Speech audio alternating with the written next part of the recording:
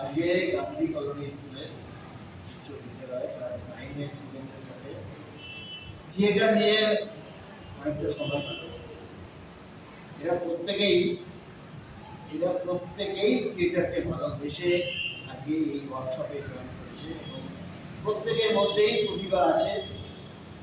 তারা যদি সযত্নে লালিত হয় তাহলে ভবিষ্যতে এরা অভিনেতা হিসেবে মঞ্চে পদার্পণ করতে পারবে, এটা আমার বিশ্বাস।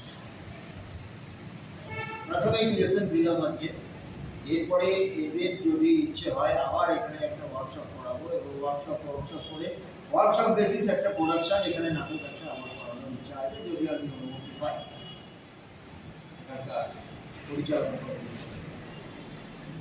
খুব ভালো সময় কাটলো এবং তোমরা পড়াশোনাটা করবে, পড়াশোনা মেন, তারপরে থিয়েটার। পড়াশোনা করে যখন সময় থাকবে থিয়েটার, এবং থিয়েটার নিয়ে একটু ভালো দিকটা করবে, ঠিক আছে? আগে পড়াশোনা, তারপর থিয়েটার, কিন্তু এর বাইরে আর কিছু না। পড়াশোনার পরেই থিয়েটার। খেলার ইচ্ছা হলে ফুটবল খেলতে, ঠিক আছে? ফুটবল খেলার টাইমে তো আর থিয়েটার করবে না, ফুটবল খেলার টাইমে থিয়েটার করবে। থিয়েটারটা সন্ধ্যাবেলার জন্য, বিকেল থেকে সন্ধ্যাবেলা পর্যন্ত একটুখানি সময়টা রাখবে, তারপরে বাড়িতে গিয়ে আবার পড়াশোনা করবে, তারপরে আবার স্কুলে আসবে।